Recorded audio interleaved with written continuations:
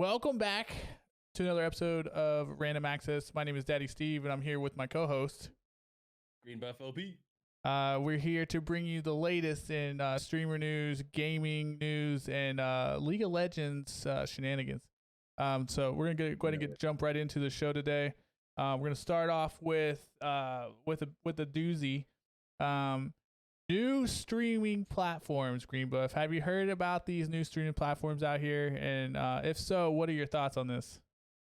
I have. So for those who don't know, there's Glimesh and Newness. Glimesh is kind of a all-encompassing streaming platform, kind of similar to Twitch. You know, you can do gaming, cooking, just chatting, things like that. While Newness is primarily focused on beauty and makeup and things along those lines. So for me, I mean, I'm already established a little bit on Twitch. I don't think I could really fully move to Glimesh. I just think in general, it's gonna be very hard for any new streaming platform to truly compete with Twitch. I mean, really only YouTube is really the only other competitor. And there's D Live, of course, I guess. Which Who's on D Live these days, right? Firebubs GB will move 20 mil. Glimesh pays me 20 mil.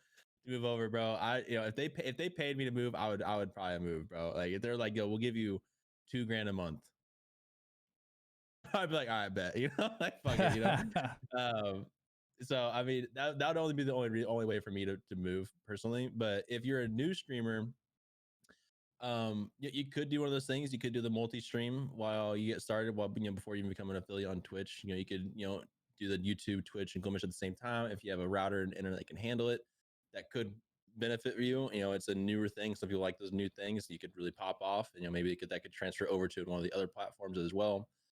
That's kind of my thoughts on it. But other than that, like I said, it really comes down to it's hard to compete with what's already there, Twitch and YouTube, just because the discoverability and the amount of viewers that are on both those platforms compared to what's going to be on Glimesh. That's true. I mean, I hit it right on the head for me too. Like when I heard about Glimesh going live, because I guess it's been in development for the past I want to say a couple of years, and there was some news on it last year that I totally missed. It kind of reminds me a little bit of Mixer. I'm not gonna lie, it even has the similar colors as Mixer used to have, like the dark bluish looking thing. The UI is extremely scuffed so far. I mean, obviously it's still an alpha state, so I mean it has a ways to go, but their main draw here is to help with discoverability for live streams, because as we all know, being on Twitch for so long and probably other live stream platforms not named YouTube, discoverability is a pain in the ass, and a lot of times we have to go through other social media platforms to funnel viewership to our Twitch channel. So their main angle with Glimesh is literally discoverability. So okay, what's our angle? We want to drive discoverability for our users, so anybody that's coming on our platform to stream is gonna have easier discoverability supposedly. So I guess the jury is gonna be still out on that. We gotta find out if that's actually gonna be the case or not. But yeah, I don't. It looks really niche, and I don't see people moving over. And I think one of the biggest issues with let me get into Newness first before I jump into some of my opinions about this whole thing. Newness is, as you said earlier, it's a beauty specific streaming platform, which is pretty cool, because when I look at Twitch, which is the leader in streaming currently, there really isn't a section for beauty.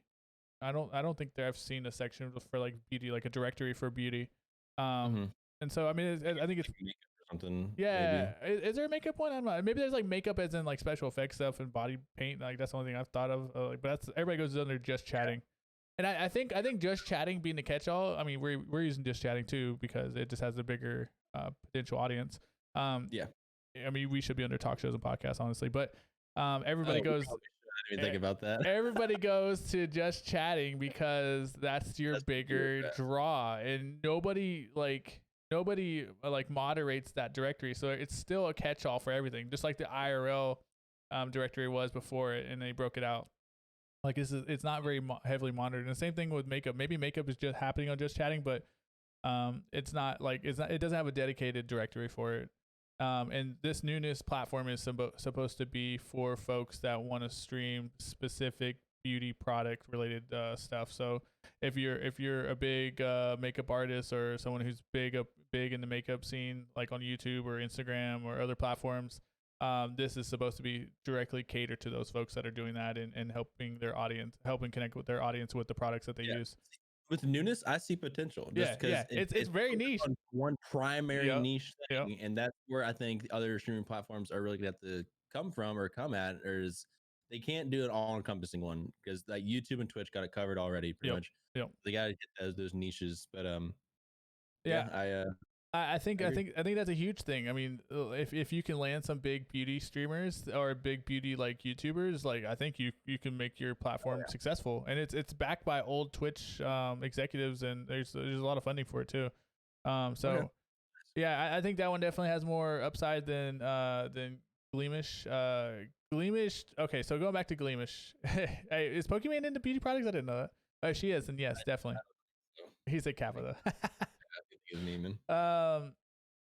Glimesh, the issue with Glimesh again is and with any streaming platform, as you said, is not necessarily streamers. We saw Mixer try to buy their way to becoming popular last year with Ninja and Shroud and other big streamers, and that completely failed, and they just blew a lot of money for nothing, and they ultimately closed because of it. The biggest issue with every platform is users on the site.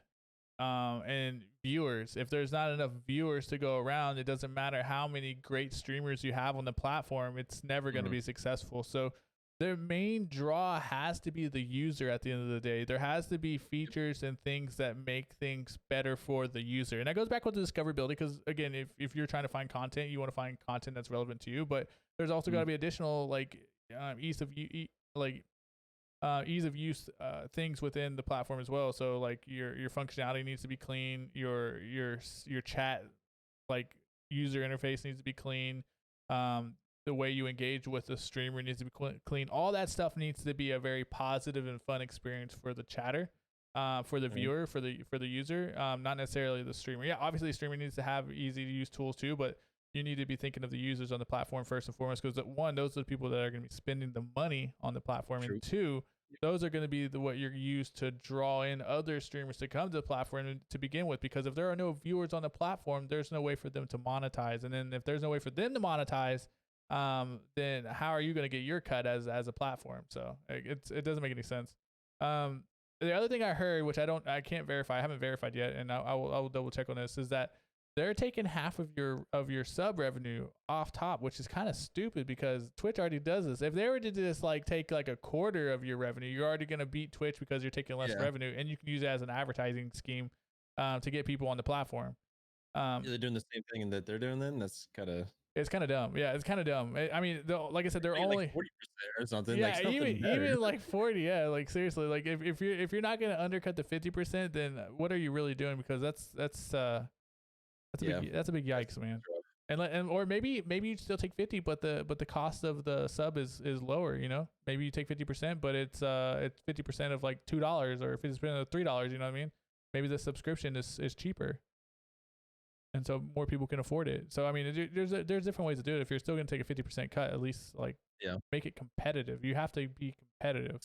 Something competitive, exactly. Yeah, if you're going in a 50% cut, like what are you offering that Twitch doesn't already do today? And how many years is it gonna take for you to get there? You know, it's like there's a lot of things the site needs, and it definitely needs. It doesn't have any of the beauty or shine that Twitch does. I'm not gonna say Twitch is great either because their UI sucks, but like they're definitely miles ahead of this platform. Obviously, the platform's still in alpha, and Twitch has been out since like 2010 during the Destin TV days. But still, it's got a lot of catching up to do, and it's had plenty of time to kind of do its homework before it jumps in. Yeah, bless you, GreenBuff. Thank you, Firebuff. Thank you.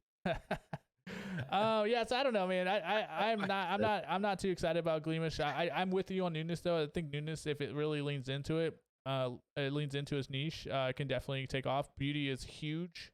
It's a multi-billion-dollar industry. People are always looking for beauty products, male and female. So I think it's going to be a great platform if they're able to get some viewers on the platform, and then obviously get the content creators to drive engagement. So we'll see what happens long term. If that's something that they're able to play and move off of. Mhm. But yeah, that's the new streaming platforms as of now. I think there's another one out there that we'll check out later. I have to go and do my homework. I think there's another one that I did not mention here today, so I'll go back and check and look at it and let you guys know. Our next topic here is going to be um, major conventions canceled again this year. So there's news that dropped, I want to say late last week, early this week.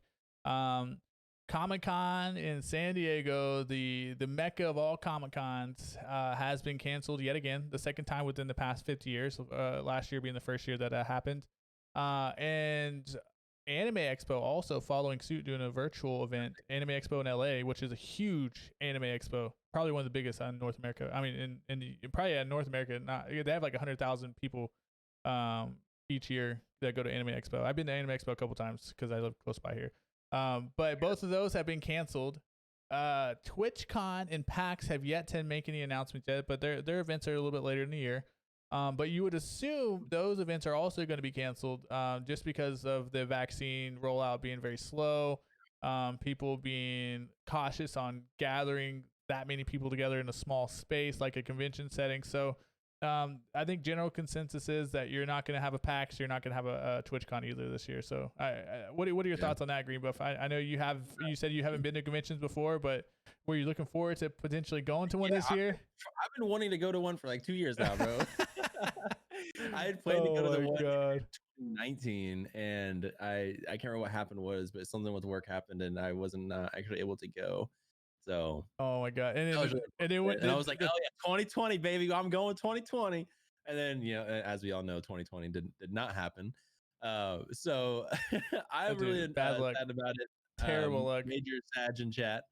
We got to get a couple Sages in chat, please. But next year, honestly, we're probably not gonna get any normalcy, honestly, with conventions and stuff until probably mid to late next year, probably. Yeah, and I'm thinking hopefully that'll be enough time for like these conventions that we want to go to, specifically like PAX and TwitchCon. Yeah. Those happen in the later half of the year, so late 2022 we should be able to hit a convention up, hopefully. Yeah, that's just crazy, man.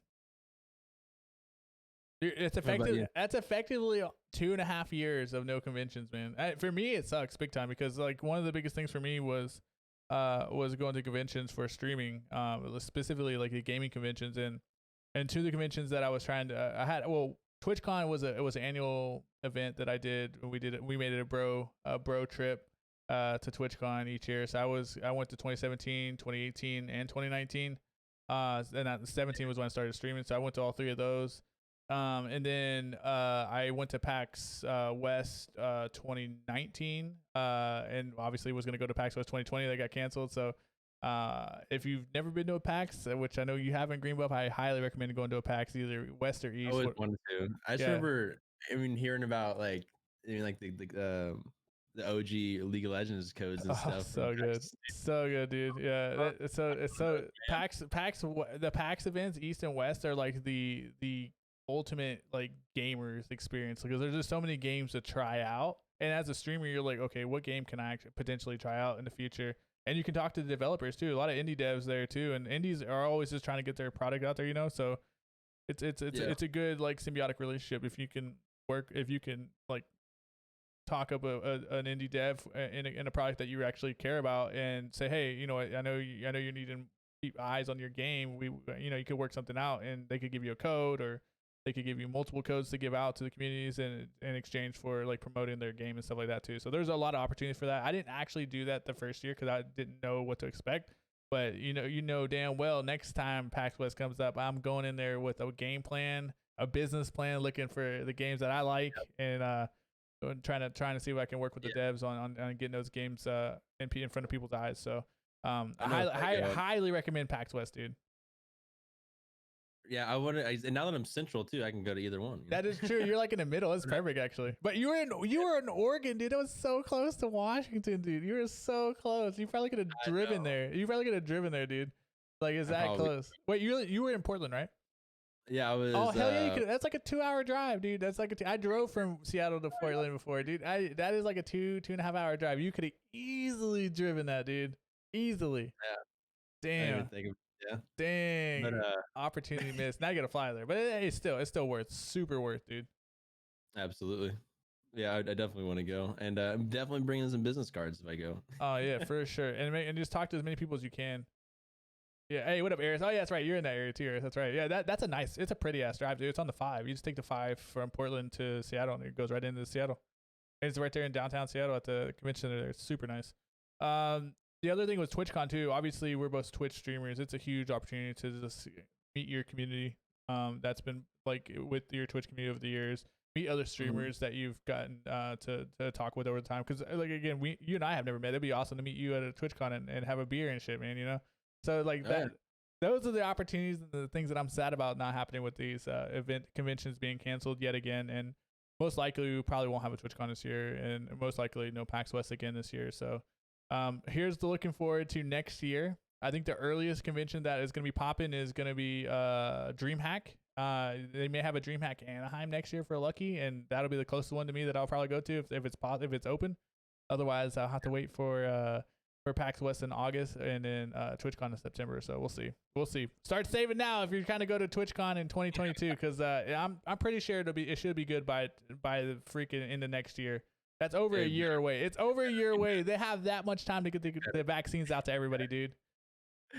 100%. I mean, if it's not, they're already having kids go back to school. So come on, if you're having kids go back to school in close proximity, why can't you have conventions? You know what I mean? So that's what I'm saying. And who knows? Maybe things will change drastically here over the summertime, and they'll be like, you know what?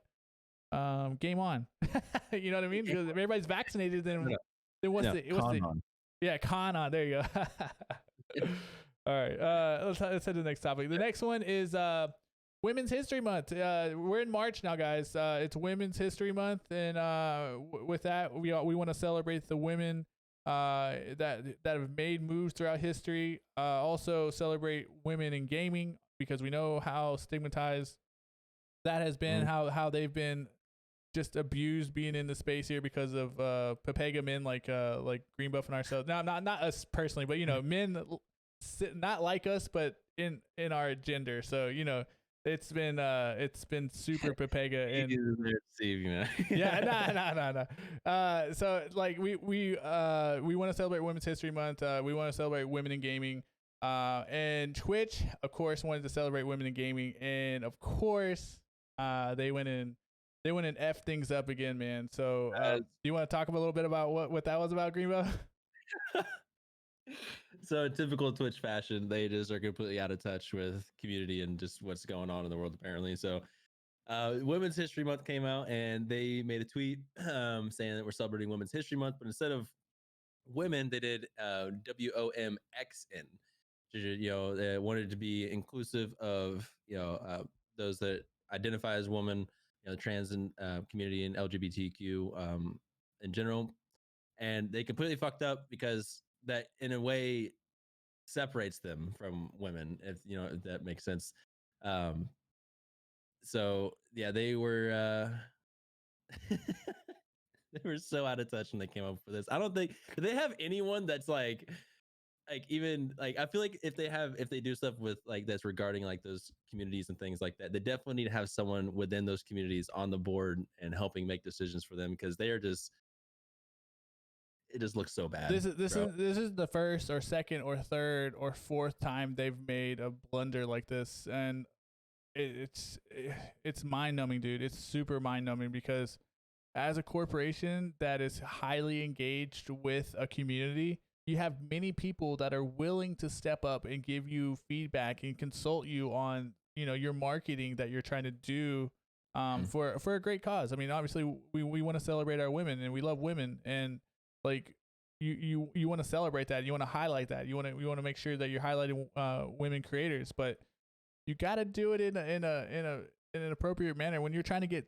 you try to get too cute with the message, you end up fucking ruining the entire thing. And I feel like they try to get too cute with the message, they try to go too deep with this, they try to be too socially woke for the situation, and they came back and bit them in the butt, and everybody just was on them, just like by doing women X or women X. I don't know how Womexin. Like, you literally are isolating a portion of your community that are women. Like, you're literally not helping anybody. You're not helping anybody at all. And multiple LGBTQ like communities came out and said, yeah, this is dumb. This is like the dumbest thing you could. This is like tone deaf, and so many people said that. I was like, I wonder how many actual community members they consulted on this, because they said a huge team worked on something like a team of like 50 or more people worked on this, and it was just a total blunder, dude. It was just a complete fuck up in general. I was like, I work in a corporate office, and yeah, I can not imagine like the blowback we would get off something like this. That it just I feel bad for some of the people that worked on it, because I know that at the end of the day they probably don't get to make the final say. It's the bosses that make the final say, but like there has to be someone there in the bosses who's like, no, wait, don't send this out. Let's check with these people real quick before we send this out. And I feel like they got completely ignored, and it now they're just like damage control once again. yeah. They put out an apology. They said that they have learned a valuable lesson basically, and they're gonna do better. We've heard that before, so we'll see. Yeah, we'll see. Yeah, it was just terrible, man. Twitch fucking up yet again, dude. All right, what we got on here next? All right, we're gonna switch up to gaming news. So here we go. What we got in gaming news? We have the PlayStation State of Play recap. So what's any takeaways from the State of Play? I don't know if you had a chance to really scope out some of those games or not, but real quick, let me just recap what happened in State of Play. So they talked about the Crash Bandicoot. That was the first thing that's introduced during the State of Play. They did Returnal gameplay. It looks like a generic game. It's like a creepy game where you're supposed to die over and over again. I agree with her, to be honest. Sorry. And then there was a game called Sifu. It's a kung fu game, probably one of the highlights of the whole State of Play. Yeah. It looks like it'd be fun. It looks like a fighter like kung fu game. Knockout City. It's a multiplayer dodgeball game. Solar Ash, which I don't really know too much about that. Five Nights at Freddy's. There was a kind of a spin-off to Five Nights at Freddy's game. Oddworld Soulstorm, which we've seen in multiple other events. They showed that off. Kenna, which we previewed last week in our show, which we both love that game and can't wait for that game to come out. They had another Deathloop trailer. I feel like we've seen like a million Deathloop trailers too. And last but not least, probably my favorite of the whole show was the Final Fantasy VII Remake DLC with Yuffie, man. I freaking love it. Freaking love it, dude. I don't know if you're a Final Fantasy fan, but that one was like, yes, finally, we got something good out of this whole damn show. No, I've actually never played a Final Fantasy. What? Oh my god. Okay, this show's over. No, kidding. This is over. I need new co-host. See you guys next week. Bye. I gotta find a new co-host. No, kidding. I never got into them, and I think it was part of it was because the few that I first ever like actually looked at, I think they're like the turn-based ones, and I'm just not a turn-based player. I don't like turn-based style games. I can see the appeal. I'm not hating on them. No worries. Yeah, the newer ones are action-based, so it's not turn-based anymore.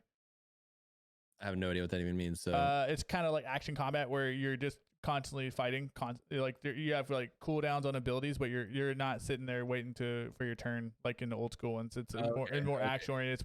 It's more modern like gameplay. It's more active. Combat. Yeah, it's active combat basically. So it's I would say try 7 Remake. I thought the game was above average. It had a really good if you ever get a chance, you have PS4, right? Yeah, I have a PS4 Pro. Try 7 Remake and see if that interests you at all as far as the gameplay is concerned. The story is pretty good, but the gameplay on it is actually a lot better than the historical Final Fantasies that were turn-based, like wait and attack, and then the enemy attacks and you attack. It's way different now. You're attacking at the same time almost sometimes, and you're rotating through like 3 or 4 different characters while they're rotating through 3 or 4 different characters at the same time. So it's kind of chaotic a little bit, but it's kind of cool. And you're like dodging abilities, and you're hiding behind like debris and stuff, and you're hiding behind like buildings and stuff like that. So it's pretty cool. What up, Mikey Morrow? But yeah, that was the update. I mean, what was your biggest takeaway or reaction from the State of Play? Like what your like bottom line? How did you feel about it? Well, I mean, overall, I mean, it was kind of underwhelming, I felt like. But I mean, at the same time, you know, some of these things like this, it does give those indie developers and those smaller studios a chance to shine a little bit, get a little viewer, get some views on their game and stuff that they otherwise wouldn't really have. So it is nice that they do get that. But yeah, there wasn't anything that really stood out like really strongly to me other than like that Kung Fu game. And then the, what was it, the Knockout City one kind of. It looked like it'd be a fun thing to play around with, like a community day type of thing. But We'll see that later in a minute, guys. But yeah, those are really the only two things that really stood out to me. Other than that, yeah, I think that's just really my thoughts on it. Yeah, oh, for sure underwhelming. I thought it was Resident Sleeper, except for like maybe like one or two things, and a lot of it was like repeats from like the Game Awards and other events. Man, it was actually very sad. Fireball says we need more God of War stuff. I agree with that. God of War teaser would have been nice. That would have been cool. Battlefield 6 kind of been cool. Like a Battlefield teaser would have been cool too. But like there's a few they could have teased a few different games out there. It didn't just tell us shit. Or Elden Ring, another one that we've come to find out is like not doing too well, but that could have been a cool like teaser too. Dude, Elden Ring, yeah, that's yeah. Yeah. I want it so bad. I just want it so bad. But who knows? That game could be coming out 5 years from now, but I don't even fucking know, man. Like, oh man. Sorry, I got hyped about that. No, I feel you. I feel you on it, dude. Like, okay, so like I said, the only thing I like was Sifu. Knockout City looked okay, and then obviously the Final Fantasy VII Remake DLC. Otherwise, that was a Resident Sleeper, boring ass show. And it was only like 25 minutes long, dude. It was super short.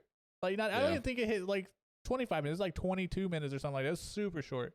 Very, very depressing. They got a lot of work to do to get up to the Nintendo Direct level, man, because they're not there yet. They're not there yet. Nintendo does those directs so well, and they're not on that level yet. They're not on that polish either. All right. So what's on next year? Yeah, Pokemon news reactions. Talking about Nintendo, segue. We're going into the Pokemon news reaction. Pokemon 25th anniversary stream.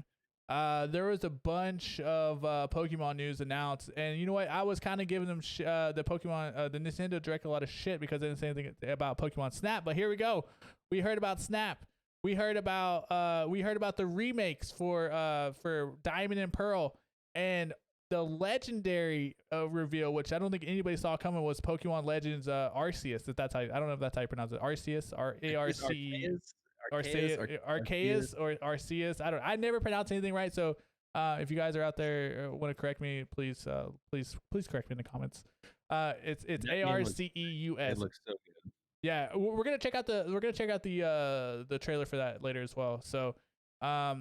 So basically, those are the three big announcements they had. They showed some Pokemon Snap off, which, oh my god, that game looks so good. I don't know if you played the original Snap on 64, but that game was awesome when it came out. Very unique game for its time, considering that there were a lot of different things out there, but Pokemon Snap was like its own thing. And then Arceus. Oh, Arceus, okay.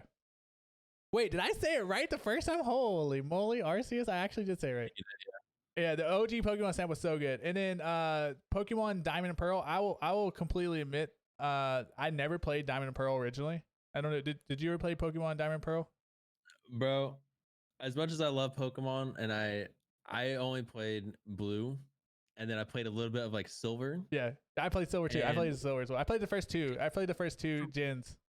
For me, it was like, I was like, all right, bet. I got 151 Pokemon. Got to catch them all. Let's fucking go. Getting close, hell yeah. Then it's like, oh, there's a new game coming out. That sounds sick. And they're like, yeah, there's another like 150 Pokemon. And I'm just like, bro, like I haven't even caught the first 151. Hey, I felt that, dude. Like as a kid, that made me not want to play it. And so like I wish I was playing them. Yeah. But like, I mean, I played the card games, you know, I played Go for like, I don't know, 5 or 6 months.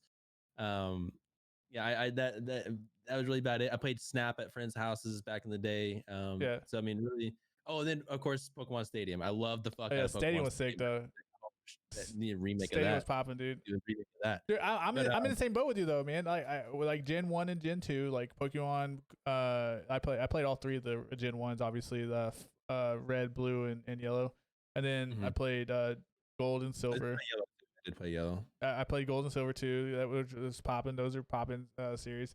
Didn't play 3 until much later on, and I never finished it. Like, okay, my big problem with Pokemon games is I never finish them ever, and that's like a running expectation in my community is that I'll play Pokemon games and never finish them. I got Ultra Moon, Ultra Sun, never finished those. I got Pokemon Shield recently, never finished that. I got the DLC for Pokemon Shield, never finished that either. I mean, I play them, but I never get a chance to finish them. Partially due to my daughters We share the Switch, and they're always on the Switch too. So I don't ever take the Switch, and it's a pain because I have to go reset it up on my computer and stuff like that, and it's just a pain in the ass. So I am gonna go get my own Switch. That way, I have it dedicated to my computer space here, and I don't have to keep moving it from the TV to my computer. But yeah, that's the biggest issue. I'm with you though. There's so many freaking Pokemon out now that I don't even know what's going on. But now that they're remaking Diamond and Pearl,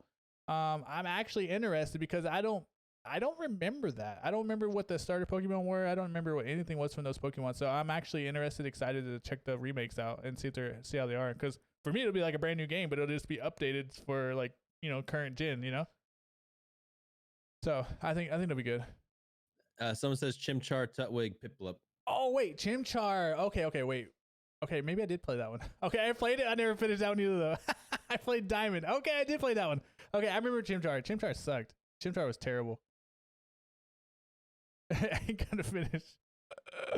Oh yeah, I remember Chimchar. Chimchar was trash. I don't care what anybody says. Chimchar was trash out of those three starters. And then real quick, touching on I saw I was have your chat open as well, but that scanner game, I see you guys. Wait, that just brought back, unlocked like a memory that I had. Wait, what about the scanners? What do you mean?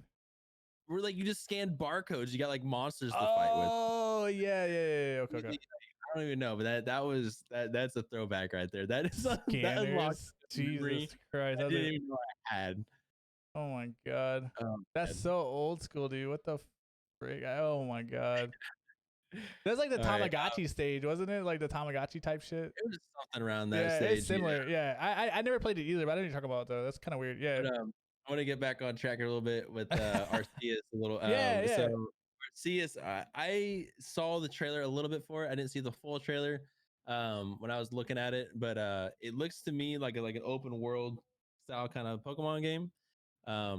Which honestly, I mean, if I were to get back into Pokemon, it might have to be Arceus when it comes out, because honestly, the visuals look great and the style of the game looked great from what I've seen so far. So what are your thoughts on Arceus from what you've seen? I think it's finally time for them to do this. I feel like they're like 5 years late on doing this. They should have did this a long time ago. I mean, everybody's been begging them for a Pokemon MMO, so hopefully this is a step in that direction. I don't know if it's going to be like a full-on MMO for them, but I think they're starting to get a little competition from like games like Tim and other games that are doing like, gacha games where you're collecting monsters. What's the newest one that just came out that everybody was playing? That Genshin Impact. There you go. The games like that are starting to fill up the space where Pokemon has left a void open for other people to come in and take money from them, basically. You know what I mean? Because they kind of made that space, them and Digimon back in Monster Rancher. If you guys ever remember that, you know what that is.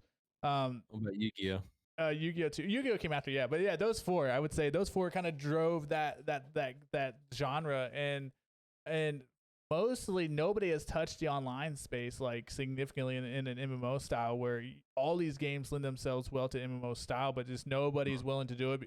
Partially probably because they're children that mostly play these games, and online spaces are very like toxic typically, especially when you're adding in competition, and subjecting your children to a toxic environment is probably not a good thing to do, and it may not be a profitable endeavor for people to do, because it's going to be it has to be extremely moderated from all the fucking like toxic people, all the weirdos and stuff like that. So I think that's probably why people haven't jumped into space, but I hope they're starting to realize that the Pokemon demographic is so wide as far as like the ages, because of people like us growing up with Pokemon at a young age and then taking it with us as we got older. We never actually grew out of Pokemon like other things. And I think they're starting to realize a little bit, like, yeah, there are adults that like Pokemon. There are old people that like Pokemon still, and they will still purchase this thing. If you make it, they will come. Like Field of Dreams. I don't know if you ever watched that movie, but it's a quote off that movie. But basically, that's what it is. So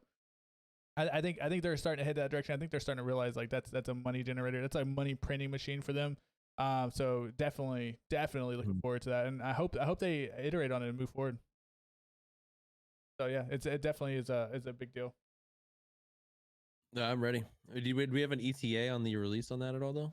I think they said early 2022, I believe. Okay. Okay. I think we'll probably see yeah. more in the video we watch in a bit. Yeah, we're gonna watch a trailer on this sec for those of you guys didn't catch it, but I think it's early 2022 is what they were saying when they announced it. So we'll check that out. All right. So what do we got next here? I think we have the upcoming games. So we'll switch it up right here and get back over to MetaStream. I don't know if I have it open right now. Let's double check. I do not, because I had to restart my computer. You guys missed out on the beginning of a scuff stream, man. Here, let me send you the invite. Okay, cool. And Chris said, if anyone made a good MMO, people will come, people will be starting. Dude, I know, and it's expensive, but they have all the assets, they have everything up that they need to make a good MMO. So it's not like it's like impossible to make, you know. All right, I clicked it. I don't see you. Do you have to accept me, maybe? Wait. Oh, did you? I don't know if you invited me. Hold on, let me invite you. I think you do the invite. Re-add them. Yeah, maybe. I don't know. That's weird. I can re-add them if so. I sent you the link right now.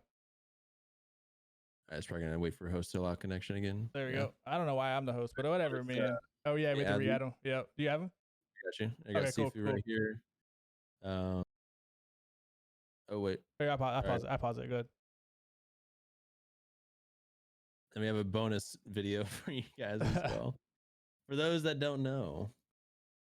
Well, actually, I'll say it in a minute. We'll save it for last. Wait, did my stream freeze? Yeah, is my stream frozen?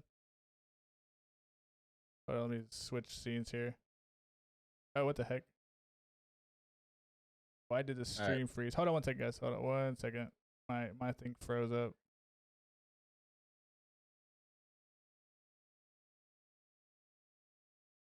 I think on my end it's good as well over here. All right, hold on Wait. There we go. Oh, okay, that's why. Okay, my bad. There we go. We're good now. We should be good. I put Peg it for a second there. Yeah, I can't minimize that that window, otherwise it freezes. Okay, are we ready? First up, we have this is the Sifu one, right? Mm-hmm. This will be Sifu. This is the official reveal trailer. It's the Kung Fu one, I believe. Yeah, this was shown at the PlayStation State of Play. So if you guys have already seen this, bear with it. So we want to discuss it again. Oops, I just minimized it again. Dang it. There we go. Sorry, I keep doing that. All right, here we go. Yakuza, but Chinese. Maybe. We'll see.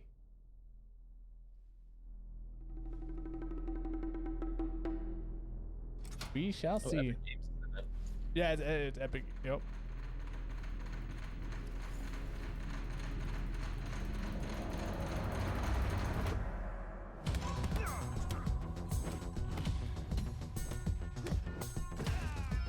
Looks like Fortnite models.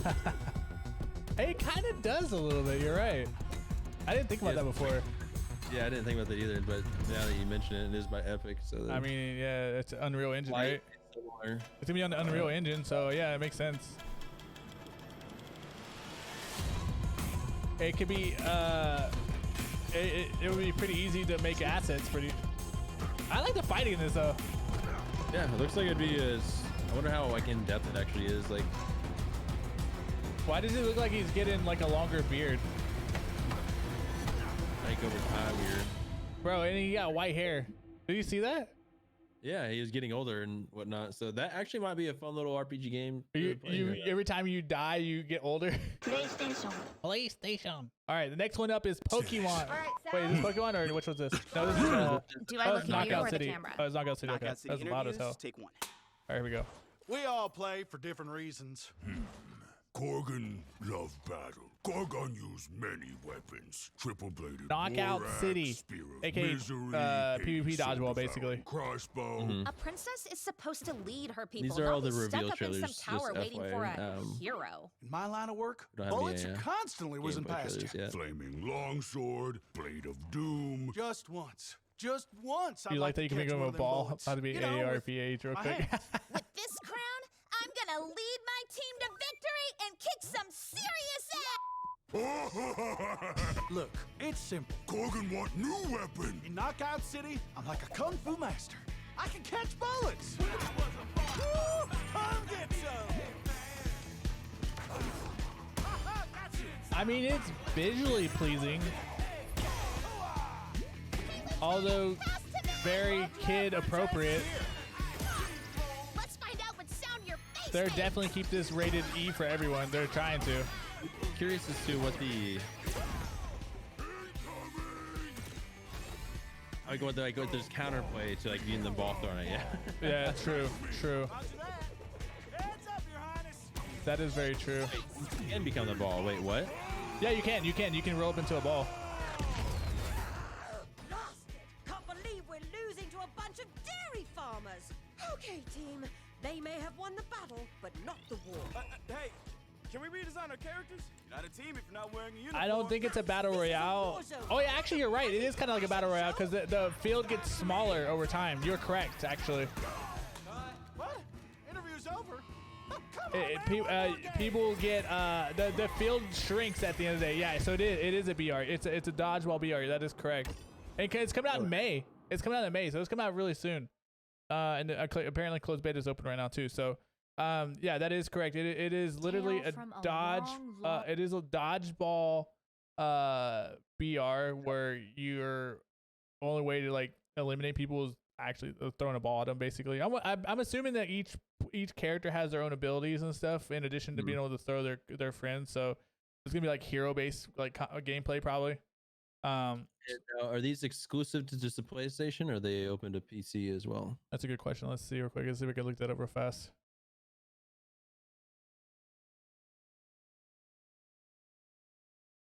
Knockout City platforms. It's for Windows and PlayStation. Looks like. Sweet. Yeah, And then Sifu? it will be on Steam. It's Yeah, Epic Games. That should be on PC as well. yeah. Sifu is probably gonna be Epic exclusive. If we're being honest. It's Sony and Epic. Oh, so and actually, it's announced for PS5. Oh yeah, because it came out on PlayStation instead of Play. Yeah, so it would be for PlayStation and PC. I'm surprised they didn't make that exclusive on Epic though. Well, on PC it'll be exclusive on Epic Store. I'm assuming. So okay, that makes sense. I'm actually Pepega. Yeah. So it'll be on PC, but exclusive to the Epic Game Store because it is Epic Games. Okay. Yeah. All right. Next, we got Pokemon Legends Arceus. Well, before we do that, what was your thoughts on Knockout City though? What do you feel? How do you feel about Knockout City? I thought it was more of like a team game. Yeah. You know, they're saying the battle royale. I was thinking like it might be really like a fun game for like, you know, community night type of thing. But if another battle royale, I mean, I don't know if I'll play it. I mean, it looks like it could be fun, but I don't know. I just like I've. Yeah, it's not a game that I'm really interested in playing. I'm curious to see how it does, because you know, like multiplayer games are okay, but it reminds me of a game that came out last year. Oh my goodness, it's the makers of oh my god, what was it? It was a multiplayer game that came out last year and just did nothing. It came out at the same time last year too. It was the makers of the Senua. What is it, Senua?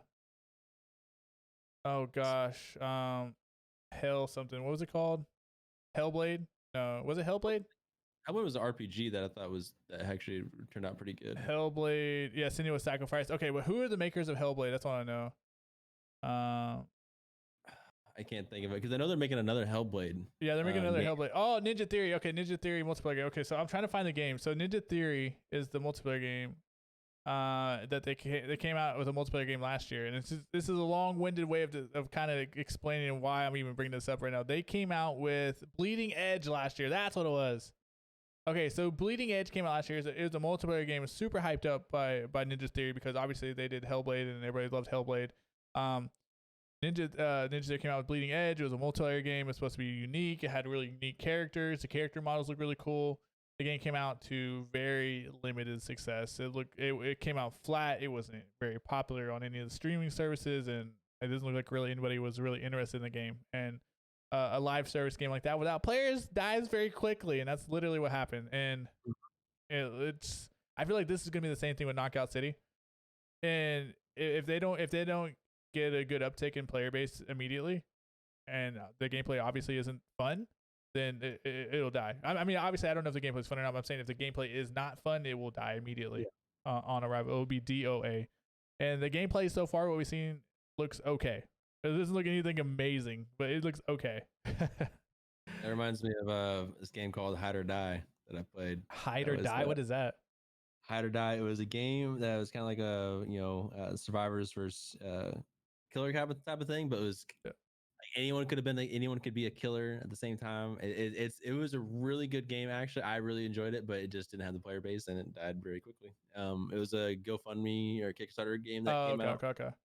And it actually was really fun, but I don't know why that just came to mind real quick. But yeah, it's completely dead now. So you can have a great game, but if you just don't have you didn't do the marketing or you didn't have the player base to get in there, it's gonna die very quickly. And yeah, and if it's got a box cost to it too, like you got to remember, like live service games nowadays are free in most cases. Like if you're thinking about all these BRs that are out there, like is this BR going to cost money? Knockout City, like what's the price point on this? You know, like for your Fortnites, even the BR for Call of Duty is free. So it's like if you're adding any dollar point, any dollar price point on here, like you're dead on arrival in my opinion, because you're not competing with any of the BRs out there. So.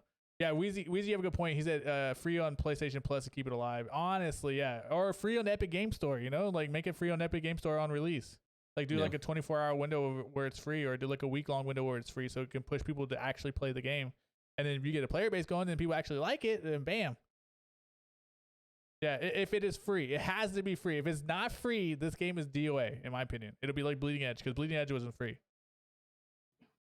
I agree. I agree with that. So many of my students play Rocket League because it's free. Exactly. Because kids don't have any money, man. You got to get those free games, bro. You got to get those free games. All right. We're going to move on, though. The next one is the Arceus. Pokemon Legends Arceus. All right, let's see this. I actually have not watched this. I've read about Arceus, but I have not watched this trailer. So this is new to me, and we were watching it together for the first time. Time ago, when the Sinnoh region was still only a vast wilderness. A certain village bustled with the comings and goings of people, while in the mountains and seas, Pokémon roamed as they pleased. It's so cute!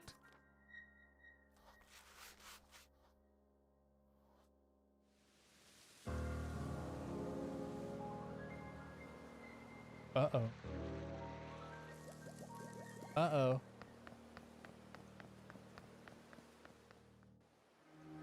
Until humans.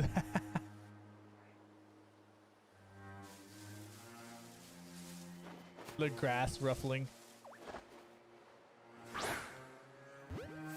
Poor Pokemon. Just minding their own business, man. Minding their own business in the wilderness, dude. Just getting beat up by random strangers.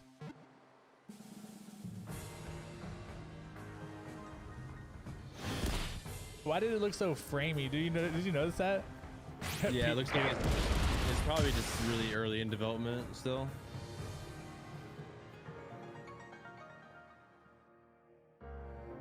Oh shit! Oh, what's the one on the left? That was from like Silver, wasn't it? Yeah, that was from Silver, I believe. Beat up Mistania and Ballard. At the bottom of this, not actual gameplay footage. So I wonder. Wait, that was the trailer. There's nothing else. Oh, I'm about to say, they better give me something else. If that's a trailer, this is weak. Uh-oh. Uh-oh. I don't know what legendary Pokemon this is, but it looks crazy. And that looked really good. That actual cinematic looked really good. Pokemon Legends Arceus, baby. That's gotta be Arceus. Yeah. Oh, that is Arceus. You're right. It is Arceus. Early 2022. Yeah, released in early 2022. Yeah. See, I didn't know. Oh man. The Pokemon God. Oh gosh. Okay, that cinematic looked really good for Arceus, but I'll just say this: a very, very obvious thing here. That game looked extremely rough for a trailer. No, yeah, I agree. Rough, dude. It's very early in development for it, and they just wanted to give just like a look at it. How is it early in development if they're releasing early next year? I don't know, man. I'm trying to give them an excuse, man. That game looks so rough, man. bro. Oh man, it looked really, really rough. It reminds me of the wilderness of whenever in Pokemon Shield when you first went in there and they didn't do any updates and it was super laggy. I don't know if you guys had that issue when you were in the wilderness area in Shield or Sword. Like it was hella laggy. like terribly laggy, dude. It looks exactly like that. It was like, oh my god. Environment look very plain generic. Yeah. Okay. So here's the scoop that I got from reading the Twitterverse. A lot of people were saying this was a very lazy delivery of an open world game, that like online open world game. The environment was uninspired. The game looked like the game mechanics that were shown off looked very uninspiring. Obviously the technical aspect of it, where it looked really choppy and really like the graphics didn't even look good either. Like all that stuff together, they're like, bro, you guys been working on this for how many years, and this is where you're at? This is like PlayStation 3 type stuff, bro. Like, what are you guys doing? Right. Like it's mind boggling, because they know at the end of the day, regardless of how like critical people are now of the game, they're gonna come back and everybody's gonna buy that game because it's Pokemon. And if you slap Pokemon logo on anything, it's making money, bro. It's making money. Why do Sword and Shield look better than Diamond and Pearl remakes? Yeah, that makes no sense, right? That makes no sense, Mikey. It doesn't make any sense at all. Like, I just think, man, I'm concerned about this game. Like, I like that they're actually taking a risk, because they never take risks. They always stick true to their method of, new releases, new sets of Pokemon and stuff, and they keep it pretty standard. For them to take a risk like this is pretty cool, and hopefully they do put together a product that is worthy of people's $60 or more, because I think the prices on games are going to go up to like 70. I think they're starting to do it with PS5 games. Newsflash. I think if they make a product worthy of $60-$70, that I hope everybody gets behind it, which I know they will, because we want them to take more risks with the IP. We want them to make new games like with the Pokemon universe and really expand on it, make it fun. Maybe a Pokemon BR. Who knows? Everybody's doing BR, so why not do a Pokemon BR? That would actually be pretty funny. Oh my god, it's so hilarious. Zito said display a Minecraft mod. True. And you're right. If you slap a logo on it, they're gonna buy it regardless. They don't care like how bad the game is. A Pokemon MOBA, right? We talked about Pokemon MOBAs in our community before, man. I think Pokemon MOBAs is real. Thank you, Flash, for stopping by. Pokemon MOBAs are freaking would make so much sense, man. And like your Pokemon evolved, whatever Pokemon you picked, like throughout the gameplay, like would evolve, kind of like a Kha'Zix, Kha'Zix evolves and gets different abilities. Like your Pokemon just evolves and gets new abilities. That'd be sick. Oh, that's where it was. Pokemon MOBA, they had teased it. Yeah, I forget what happened to that too. Yeah, it's true. Like that'd be so good. Pokemon BR, someone crits on loot and Lugia just one-shots me for half my map away. Oh my god. It would be kind of sick though. Dude, that'd be kind of sick. I hope they do come through with the MOBA, and I hope they do make a BR, because that'd be funny as hell to see these characters in a BR or a MOBA. That'd be funny as hell. But yeah, I don't know, man. I'm concerned with what we saw in the trailer. If that was supposed to be a grand trailer, remember this is a 25-year anniversary stream. You're coming with everything in a 25-year anniversary stream, and if this is all you got for Arceus, and it looks like this, I guarantee that game's gonna get delayed. That game is gonna get delayed for sure. Yeah, it'd be delayed probably till 2023. Yeah, that game needs to be delayed till 2023 at least, because that shit look not good. Not good. Oh my god. All right. Well, what is you want to touch on this part real quick, or do you want to? Oh yeah, if you want to give your last thoughts on Arceus, then we can move on. Any last thoughts? Or are you good? You want to do this next video now, or do you want to? Yeah, we got next video now since we're already on it. Yeah, go ahead. So, what are we gonna be looking at here? So this is called Willy's Wonderland. It is. I saw the trailer for it, and I was like, "This looks oddly fucking familiar." And it's basically Five Nights at Freddy's with Nick Cage in a movie form. It is out now. Apparently, I saw something that said it's out like February 12th. But I saw something. I know not everyone has seen this trailer, and if you're familiar with Five Nights at Freddy's, you'll probably enjoy it. If you have seen it, it's still great. But also, it came to mind again though, because there was a Five Nights at Freddy's trailer for Security Breach, a new game they're coming out with this year as well, actually. So if you're familiar with the series, then yeah, you'll enjoy this here. But I can't believe Nick Cage is in this. What the hell? I want to see this. I haven't seen this either. This is the first time you watch this. Are you familiar with Five Nights at Freddy's? Yeah, I'm familiar with it. Yeah, because my daughters played it. Like they played it before, so they exposed me to it. So I'm familiar with the concept and everything. It's kind of, and they got the toys and stuff for it. Sweet. All right, we'll go ahead. All and you play. furries out there. Oh yeah, we got a player. You could do it too. Okay. The hell's Nicolas Cage in this video? Oh my god. Oh my Welcome god. to Willy's Wonderland. Spend the night cleaning Willy's Wonderland, and I will pay to have your car fixed. Deal? You are officially. It's on freaking staff. Nick Cage, bro. Let's get the hell out of here. I can't stand to hear a grown man scream. What the? This place has a dark history. I know the bullshit story they told you. It's a lie. You're here to be a human sacrifice. Have you been listening to a word I've been saying? He's gonna die in here, but he won't listen to me.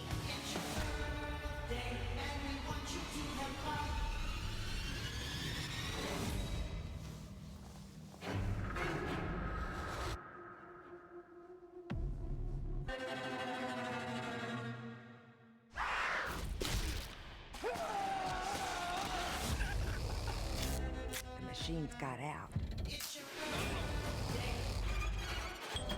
Nobody is safe. Put your balls on, Evan. We're going to Willie's. He's not trapped in here with them. They're trapped in here with him.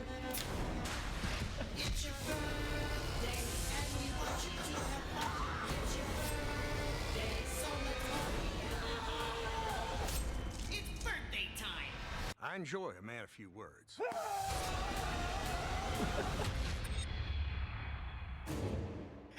Oh my god. What did I gotta just watch watch, bro? What was Bro. that? it. What is that? Oh my god. Oh man, that is. Okay, that was pretty like gruesome. I was not expecting it to be that like bloody. Like I thought it was gonna be like more like PG. That was actually No, pretty gruesome, dude. Yeah, that was it's- actually pretty gruesome. He kills the animatronics instead. What the frick? Oh man. It looks like one of those movies that you used to get at Redbox. You know, you're just bored out of your mind. You have no movies to watch. I'm sure the movie is fucking horrible, but It's one I of just those direct to TV releases, bro. You don't even go to the movie theater that way. You just oh no, I went release it straight to man. But yeah, straight to on demand. There you go. Yeah, I was looking for the word for that. It's straight on demand, bro. You're releasing that to on demand immediately. Man, how far has Nick Cage fallen, bro, to be in a movie like that? Jeez. What happened to that guy? He was in some of the best movies I watched as a kid, and this guy is literally scraping the bottom of the barrel in Hollywood, man. Oh yeah, that movie is definitely a meme movie, 100%. I'm gonna watch it. I'm gonna watch it just because of the memes, for sure. So that should tell you anything. That's one of those movies you watch. You smoke a bowl and you just go watch it and have a good time. You know, you're just chilling out. That probably trip you out too, dude. It's so bad. The holy shit, that's so bad, dude. Oh my god, watch it be good. Nah, it's not gonna be good, bro. Not at all. All right. Did you guys recognize any of the other actors in that movie? Any of the other actors? Not at all. Did you know anybody else in that movie besides Nick Cage? So literally never heard of actors ever. Oh man. Oh my god. Hey, that's gaming related though, baby, because that's off of his Five Nights at Freddy's. Way to pull that together. I like it. I like that. All right, we're gonna wrap it up here with some league news, guys. We only have one big topic to discuss this week with league news. And it is LCS related, guys. LCS. If you guys are LCS fans, there's fantasy LCS going on. I can't remember if I'm whooping ass or not. I was doing okay. I think I was like 101 or 2-1. Anyways, big league news this past week has been with the import rule. A lot of owners within the LCS are trying to abolish the import rule. For those of you guys who don't know about the import rule or what the LCS is, it's a league championship series that League of Legends has for its pro scene. They are there's a rule in place to prevent you from just importing an entire team from another region to NA to compete. You can only have, I believe, like 1 or 2 imports per team. And there's ways to get around that as well, because if an import has been with the team for a certain amount of years and they become like an NA player, they're not an import anymore. So you can bring in another import basically. So there's ways around that. So again, the big issue with this is owners are now seeing the bubble for esports looking to collapse eventually. It's not as profitable as people had thought it would be. Viewership is down on the LCS. I don't know if you guys watch LCS at all, but the viewership was like in the 150K, 200K range for like a typical LCS game before, especially for like the big premier teams like TSM and C9 and Team Liquid. And now you're looking at viewership under 100K in certain cases. Even for your big matches, you may not even break 150K. And so viewership's down. Excitement for like esports in general is not at its peak right now. Even Overwatch is having issues where they've had like viewership problems in the past. So people are thinking this esports bubble is about to pop. And a lot of people are thinking that the owners for the LCS are trying to get rid of the import rule so they can get cheaper players, because now they realize they've paid way too much for their league players. And that are not winning. Yes, and not winning. You're paying NA talent a shit ton of money, and they're not winning anything. They're not even making it out of groups and worlds. And so what you're seeing is the owners say, hey, wait a minute. If we get rid of this import rule, we can bring in foreign talent for cheaper, because there's going to be more people competing for those spots, which drives down their price. And you can get better talent that you currently have for way cheaper. And because of them not making any money in the current format of how the esports scene is run, they're looking for any way to save $1 at the moment, because they're bleeding money out their nose with these things, man. And a lot of people are like arguing about that. Like, it's going to basically be the end of NA, because if all your players are not even from NA, is it really NA region anymore? Yeah, that's one thing I was about to say though, is like, if you get rid of the import rule and like Weezy just said in your chat, with if you have if everyone's just 5 Koreans on every team, like you said, is it really fucking NA at that fucking point? Is it? I feel like we're just kind of cheesing our way to try to do something there. Like, I don't know what they need to do, but I just feel like that would I don't know if I like the import rule being abolished. I will say this: they did bring in a Chinese team. I don't know if you guys remember LMQ. I think it was LMQ back in the day, or like years ago. They literally imported a whole Chinese team, and people thought the Chinese team was just gonna dominate. The Chinese team ended up getting like 3rd place in NA. And then I think they went to Worlds and just got completely smashed on in Worlds. So I mean, they've tried to import a whole team before to NA LCS, and it has not worked. So I don't necessarily think importing players is the solution to making NA more competitive. I mean, you see players like Perks, who just came over, like struggle. Like he's finally hitting his stride, but I mean, when he first came over, he was struggling at first. And obviously it's synergy thing and things like that, but when it comes down to it, it's actually pretty competitive, because you think Perks, one of the best players in EU, arguably, coming over to NA, you're just gonna Cloud9 is gonna run away with all the competition, and you see that people were actually competitive against Cloud9. People were actually competing against Perks. So I mean, there's a mentality when you come to NA. I don't know what it is. I don't know if it's a distraction being in LA and having so many distractions in LA where people don't actually, like, you know, your job is secondary to everything else that's going on in LA, because there's so many different things to do here.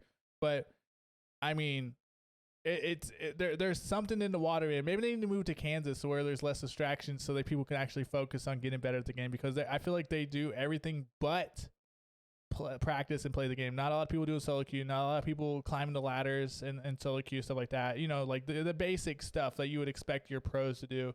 And a lot of the pros that do like grind out like solo queue games and in the solo queue, like even in NA, like you see them, those are you typically your better players, because they're actually putting in the time. And I don't think a lot of people are actually putting in the time, like your Chinese and Korean counterparts, and even EU counterparts for that matter. Put in time in solo queue to get better mechanically, individually, decision making, stuff like that. So I don't know, man. I don't know what the solution is, but I don't think the import rule being abolished is going to help NA at all. If anything, it'll be the beginning of the end of NA, because their last hope was just having some NA talent to cheer for, and if that's gone, what else do you have to cheer for NA? Honestly. Yeah, they need to. Honestly, they need to. I mean, we got the teams we have right now, but they need to focus on the up and coming talent that they are looking at. They need to like try to maybe bring in. I mean, maybe you don't bring in players from other regions, bring in some coaches from other regions that could possibly be better than the ones we have. I'm just throwing ideas here. I don't really know, but I mean, Korea is obviously doing something right with their coaches and their players. But I mean, I think that what we need to do is focus on, you know, some of that up and coming talent to polish what they have and what they can do to get better. And just that's really the only thing we can do, I think, is just to improve our talent that we have. Yeah, and I agree with Wheezy's comment earlier about Academy is just a joke in general. Like it is a joke. Like the Academy players are basically your semi pros or your farm league, if you will, where you can get up and coming talent to, you know, develop in this academy league, and you eventually like elevate them up to the big leagues, if you will. So it's like the minor leagues and big leagues for like baseball and stuff, for those of you guys that are not aware of how that goes. But yeah, I mean, if you're not developing the minor leagues, the minor league players, then obviously you're gonna suffer with natural talent being available to you at the pro level.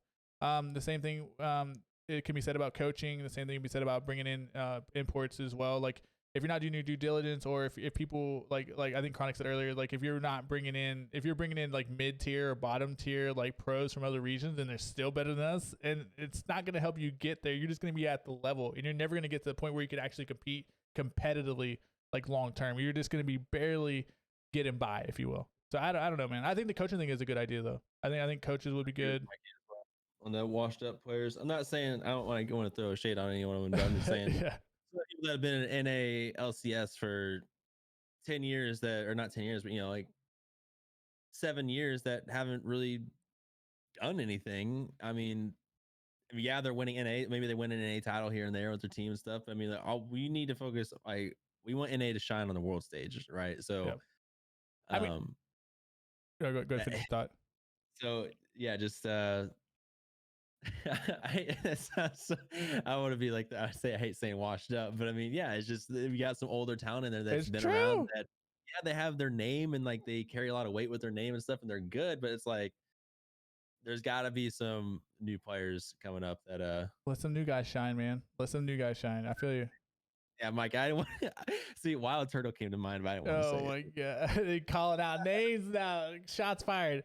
I think the other thing too is change the name of Academy, bro. Like Academy, nobody cares about. Like I like how soccer does it, man.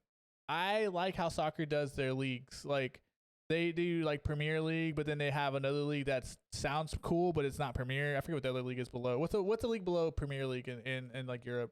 Let's see, league system in European soccer. Because I think. Is perception too, you know, because nobody wants to watch preseason games for football. Okay, nobody cares. Nobody cares about that, man, at all. So there's a structure within like soccer that makes it really popular. I'm trying to find it. Does anybody know in chat what the league structure is? I have no idea. But I know that the top league is Premier, and if you finish like below that, there's leagues below it that there's Champions Leagues, Europa League. Wait, where are we at here? I'm trying to find it. What are the different soccer leagues in Europe? Yeah, okay, here we go. English Premier League, La Liga. There's a few of them, and these are all just different like groupings of leagues within Europe. And like the top league is Premier, so if like if you're the best soccer player in the world, you're gonna be in the Premier League. You know what I mean? And then like below it, there's like other countries' leagues. You know, and so what you could do in a situation with even like League of Legends, is you as a team, as an organization, are only in the league, if you finish like out of 10 teams, you finish top 8. You stay in your Premier League or your LCS, and if you're top 8. The bottom 2 teams automatically get relegated, and the top 2 teams in Academy get promoted. And I don't like the whole Academy thing where you have your pro teams managing Academy teams as well, because I feel like that's not helping you at the end of the day. I understand they're doing it to develop their talent at the lower levels, but how much of that talent is actually moving up to the higher levels? None, almost none. I would say almost none are coming from Academy.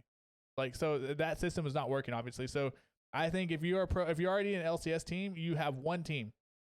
You have one team And if your team is not performing, then you get relegated down to lower leagues. Yeah, I think someone else said it too. Yeah, Weezy said it too. So you get relegated down to a lower division, which is whatever you want to call it. We can call it Academy League or whatever. And if you go to the bottom of that, then you get X'd out of the whole thing, I guess. I don't know, because you got to have a bottom tier that someone falls to, or a bottom out to where they're just done. Because if there's no fear of ever losing your spot, people are never going to try to do well. They're going to be like those teams, like an NFL team that, they play to pay the bills, basically. What's a really trashy NFL team? GreenBuff. Oh, like the Dolphins, like Miami Dolphins. No, Jacksonville Jaguars. No, the Jets. The Jets are the best option, right? Oh my God, the Jets are the best example of this in recent years. They do not care. They've been offloading their players all year long. They mismanage their team for the past, like, I want to say, like 10 years, and all they care about right now is just those ticket sales, man. They're making ticket sales. They're selling merch. They're just making money, and I feel like some of the LCS teams are doing the same thing, because there's no fear of ever losing that spot. But if you all of a sudden get relegated, then you have a lot on the line, a lot of money on the line right there. So I think it's important that they have some fire underneath them to motivate them to perform at the top. You know what I mean? And that's what the Korean leagues do. The Korean leagues do this all the time. They have multiple tiers of leagues where, like, if you're not the best, you're getting relegated. I think China also does this too. Correct me if I'm wrong, but doesn't Korea and China also do relegation with their league scene? Because I feel like that's an important thing. I'm pretty sure. I'm pretty sure they do. I'm asking in our chat. Like, I'm pretty sure that they do that. They don't do that. Okay, they don't do it. Okay, so I thought Korea and LCK did. I thought they had a tiered system to where they had multiple leagues that you could do. I'll look into it later and see, because I could swear I read that somewhere. But that tiered system, they used to have it. They used to have a relegation, and I don't know what happened. I guess it was just too expensive to have to always buy back in. But without relegation, you get complacency, as Angel said earlier. So it's just unfortunate. But we'll see. I'm against it too. I think GreenBuff's against it.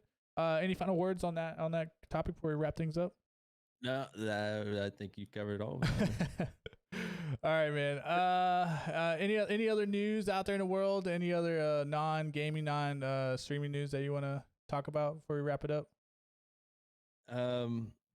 Not right now. I kind of got to go.